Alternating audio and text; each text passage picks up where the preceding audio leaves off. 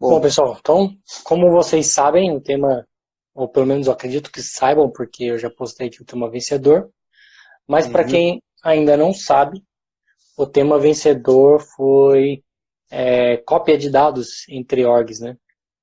é o plugin, né? É um plugin, na verdade, eu encontrei o artigo que foi criado pelo cara que fez o plugin, o nome dele é Hum, Andrés Pérez. É engraçado que é um artigo até antigo, o artigo é de 1º de dezembro de 2018. Então nem é algo tão novo assim.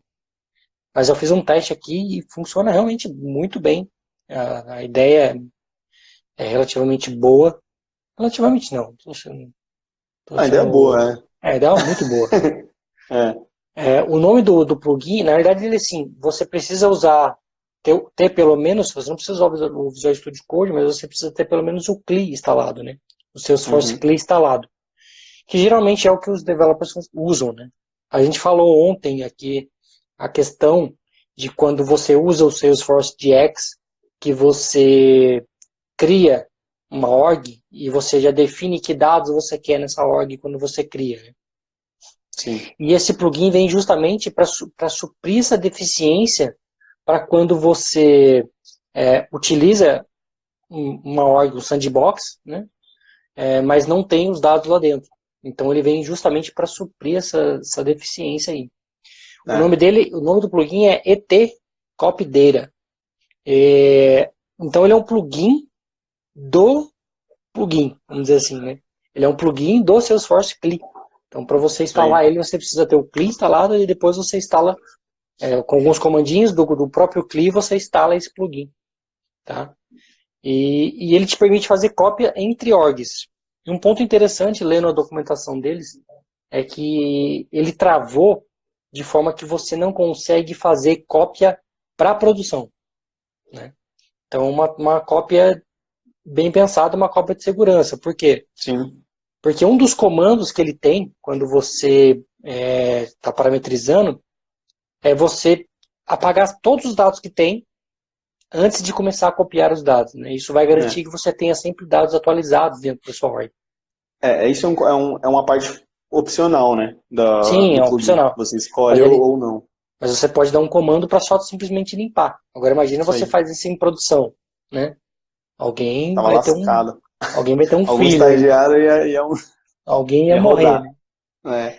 É. Mas basicamente, como é que ele se baseia, né? Ele se baseia em consultas SOQL, né? Isso Ele é aí. inteiro baseado em consultas SOQL. O que isso Falando um pouco de. significa? Vai lá, vai lá. Não, só para explicar o que isso significa. Significa que, Pô. por mais que você consiga montar algumas regras, e ele até dá algumas dicas na documentação dele como montar essas regras, você não consegue ir muito além, porque você está limitado, né, como você monta os dados. Sim.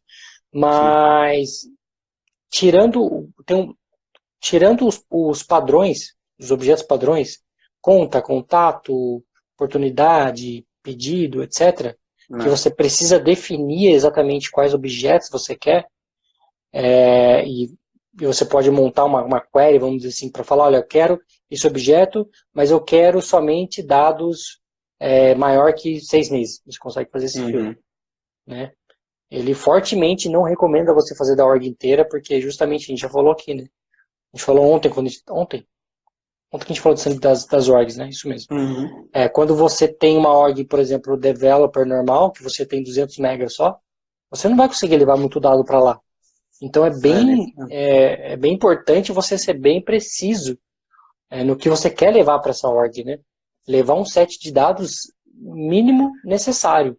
Não sair, preciso disso, preciso disso, preciso disso, levar um monte de coisa, porque você vai acabar enchendo a sua org de lixo e não vai conseguir testar de fato o que você precisa. Sim.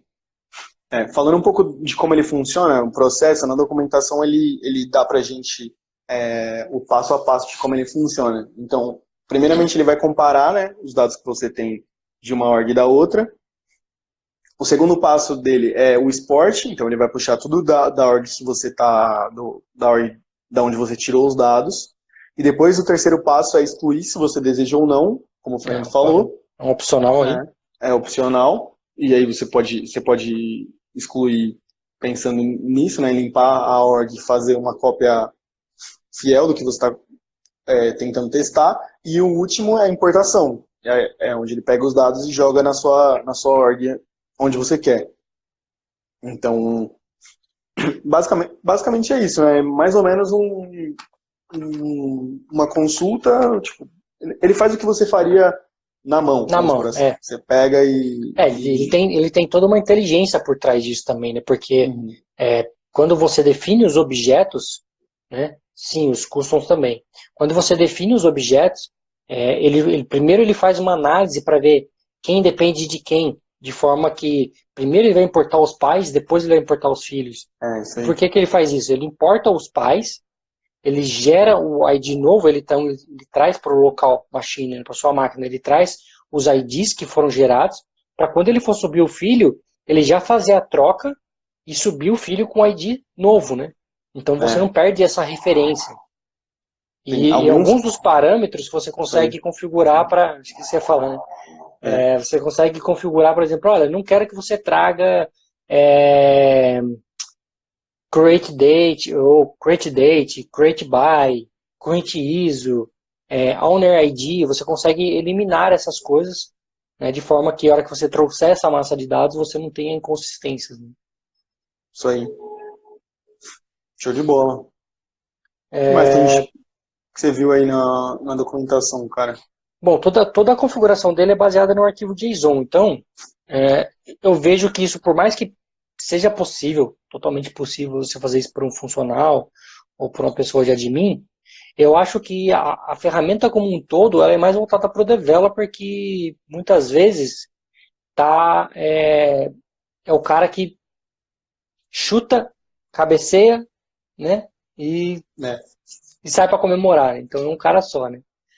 Porque é um cenário muito comum, né? Quando você está numa empresa pequena ou quando você está num projeto pequeno, o developer tem que fazer mais do que deveria, né? Sim. A gente trabalha hoje numa empresa que não tem funcional, né? A gente é responsável por criar os objetos, por definir como vai ser, por fazer uma documentação. Então, dependendo do tamanho da sua empresa, você acaba tendo que fazer muito disso, né? E o que eu vejo nesse plugin é isso, né? Então, assim, o ponto dele, que eu acho que é o mais complicadinho para quem não tem uma experiência, uma expertise de developer, é a configuração. Porque como ele é baseado... Cara, a gente está falando... O Mário falou que chegou agora, está perguntando se a gente está falando de DX. Não, a gente está falando de uma alternativa, vamos dizer assim, para o DX. Né? A gente está falando de um plugin que permite fazer a cópia de uma org para outra. É um plugin do Salesforce CLI. Isso aí. E... Tem copy data. Então, ele permite você fazer toda essa configuração via arquivo JSON, na verdade, permite não, é assim que ele funciona, né? Só que o problema é que, não é o anti. O problema é que Vou colocar o nome do plugin aqui nos comentários. Você depende de ter um certo conhecimento, tá? Nada que a documentação não ajude. A documentação ajuda muito, a documentação é muito boa, de fato. Acho que ele trabalhou bem nessa parte da documentação do plugin. Depois eu vou postar na story aqui tanto o link do post da matéria que eu li, tanto o link do plugin em si, tá? O plugin tem toda a documentação, tem tudo explicando como é que configura cada passo dele. Então, acho que para um administrador mais com conhecimento mais avançado, dá para fazer sim. Tá? Eu coloquei o nome do plugin já, então se vocês quiserem procurar, acho que não é difícil de achar. Mas eu acho que é algo mais voltado para developer, por quê? Porque você vai ter que ter algumas ferramentas na sua máquina que geralmente só developer tem, tá? Então você tem que ter o Node.js instalado, você vai ter que ter o Salesforce CLI instalado, né? Dificilmente um administrador ou um funcional tem isso instalado na máquina, tá? Então, olhando para esse set de configurações, eu acho que vai ser algo que é mais utilizado por developers do que por um administrador, né? O administrador vai, muitas vezes, usar o dataloader, exportar os dados, importar, jogar no Excel, fazer o merge do ID, importar o filho, né? Coisa que exatamente o que esse plugin faz, né? Você pode falar, olha, eu quero conta, contato, oportunidade, e cotação, item da cotação, por exemplo. né? Você definiu esses 5 objetos. Ele já vai fazer para você o relacionamento. Então, você consegue falar assim, eu quero que você leve no máximo 200 registros desse objeto, né? E ele vai fazer toda a lógica para você, para copiar os registros certos, dos filhos certos, e levar dados para lá. Eu vi que teve uma pergunta de relacionamento, se os relacionamentos vão também. Sim, os relacionamentos vão também. E é até um ponto que você tem que se atentar. Então, mas é esse ponto, desde que você configure. Né? Exatamente. Você tem que configurar e tem que referenciar e como o Fernando falou, primeiro vão os pais, depois vão os filhos. Uhum. E aí, porque sim, ele vai usar muito da sua máquina, né? Do tipo, toda vez que ele subir esse set de dados, ele grava na sua máquina o retorno. Que lembra que eu falei? Ele traz os IDs que foi gerado para depois ele fazer o merge para depois subir. E aí tem um ponto interessante nisso, dele ter guardado isso na sua máquina. Porque quando você faz, por exemplo, vamos supor que você fez esse set, está trabalhando e fala, putz, esqueci que eu preciso também de casos, né? E no seu caso tem um apontamento para conta, tem apontamento para contato. Quando você for subir o set de casos, ele já vai detectar que você já subiu os dados, né? Se você não, é óbvio que nesse caso, se você não fizer o delete, como a gente falou lá, né? E já vai levar somente o caso já atualizando os IDs, porque ele já tem esse set na sua máquina. Né? Então ele tem toda essa inteligência para poder levar os dados sempre certos, sem inconsistências. Né? O ponto mais interessante que eu achei foi exatamente isso, eles bloquearem produção, então não é um tipo de carga que você vai fazer produção. Né? Acho que para isso existem outras ferramentas e provavelmente vão ser elas que você vai ter que utilizar. Então eles já bloquearam no código que não permite você, de forma nenhuma, subir dado para produção. Você só lê de um ambiente de produção, manda para uma sandbox ou manda para qualquer outra org. Né? Uhum. Desde que os objetos também que você vai copiar estejam idênticos. Né? Se você tiver uma inconsistência de campos, por exemplo, você está querendo copiar o campo A do objeto account, mas na outra org você não tem esse campo A. Aí ele vai dar um erro e você não vai conseguir fazer essa cópia. Né? Então imagina um cenário onde você acabou de criar uma sandbox, só que quando você entra lá ela está limpa, não tem nada. Né? É esse o cenário que ele quer atuar. Né? Ele não quer atuar no cenário de, olha, eu quero levar o dado para uma outra org. Não, aí existem outras ferramentas que fazem isso. Né? Uhum. A gente até falou de uma delas aqui, o nome dela é Gear7. A Gear7, ela permite você fazer o compare de metadados. E aí, nesse caso, você conseguiria fazer isso, tá? Olha, eu tenho essa org que tem o objeto account e tem X campos customizados. Ele vai comparar com a sua outra org e vai falar, olha, você ainda não tem esses campos, quer levar para lá? Aí ele monta um pacote para você, um pacote mesmo de deploy, sobe na outra org, faz o deploy para você, e aí sim você conseguiria usar essa ferramenta. Né? Então, a primeira premissa aqui é que os ambientes estejam idênticos. Né? Ou, se não idênticos, que pelo menos os dados que você queira levar estejam na estrutura certa. Se você alterar alguma coisa, isso vai ter inconsistência e a ferramenta não vai servir para você. Com essa ferramenta, eu acho que no trial dela você já consegue usar sem problema. Ela tem uma versão... A Gear 7. Você já consegue usar sem problema. Ela tem uma versão paga e é bem cara, por ser em euro. É em euro, né? Uhum. Mas o trial eu acho que já dá para você usar. Então, se você está pensando em fazer a migração para uma org de produção, dá para você usar essa ferramenta. Mas voltando para o plugin... o plugin é free, tá? Então, se você quiser baixar e tentar instalar e configurar, eu demorei aqui mais ou menos uns 40 minutos para fazer um set que eu queria. Tá? Porque justamente meu outro ambiente tinha algumas inconsistências. Mas não foi nada, nenhum bicho de 7 cabeças. De fato, são pequenos comandos que você coloca ali.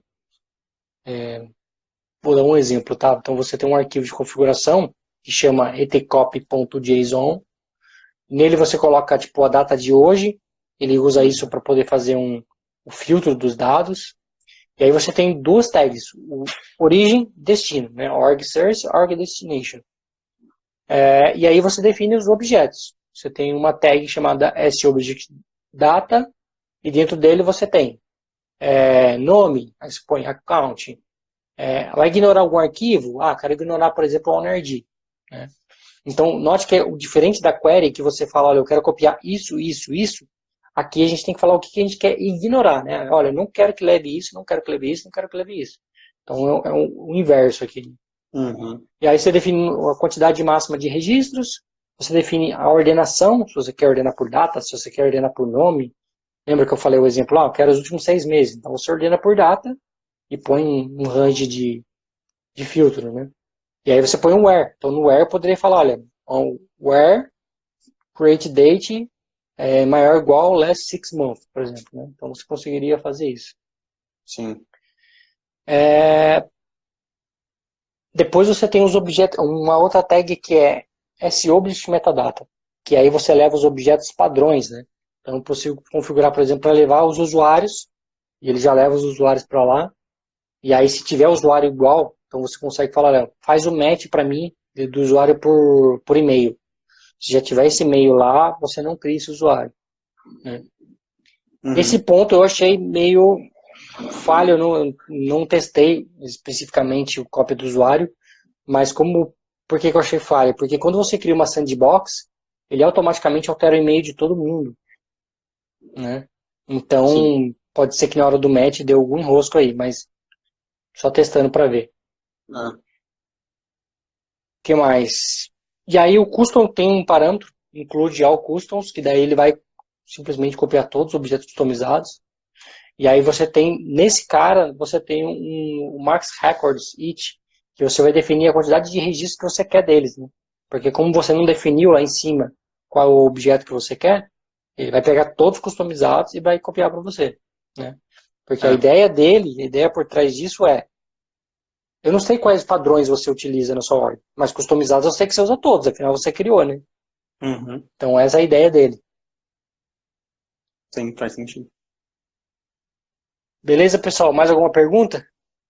Acho que é um cara bacana para quem trabalha com criando sandbox aí e precisa fazer Uhum. testes. Acho que é realmente uma ferramenta que vai ajudar bastante. Embora eu acho que vai demorar um pouquinho, dependendo do nível do seu desenvolvimento, pode ser que demore um pouco essa curva aí. Mas eu Sim. não acho que seja nada impossível. Mas para gerenciar, para fazer a governança de ambiente, acho que é muito boa Uhum. manter atualizado. Isso é um problema que a gente tem bastante nos projetos, né? Principalmente se é um projeto que tem muitas orgs diferentes. Fazer a Sim. governança dessas orgs e manter atualizada para todo mundo que está desenvolvendo é bem difícil. Bom, então amanhã, pessoal, a gente tem um convidado que eu acho que vocês não viram por aqui ainda, não viram, de fato não viram, que é o Lucas Golassi. O Lucas Golassi, para quem não sabe, ele está fazendo o curso de desenvolvedor Salesforce com a gente, então a ideia é trazer ele para vocês conhecerem um pouco ele, e a gente vai falar de um tema bem bacana, então... Opa, suquinho de laranja? Opa, tem que ser, cara. Ih, caramba. Opa, Tá fazendo falta o tripé, né? tá demais, Eu, tá doido. eu tô sofrendo aqui também, cara. Nossa, Isso mesmo, Raquel, é o Andrés Pérez, isso mesmo. sei. Mas eu vou postar na story aqui para quem não achou ainda o link da matéria e o link da ferramenta. Tá bom? Isso Bom, aí. pessoal, obrigado a todos. Um forte abraço e a gente se vê amanhã, então, às 9h41. Tchau, tchau. Falou, galera.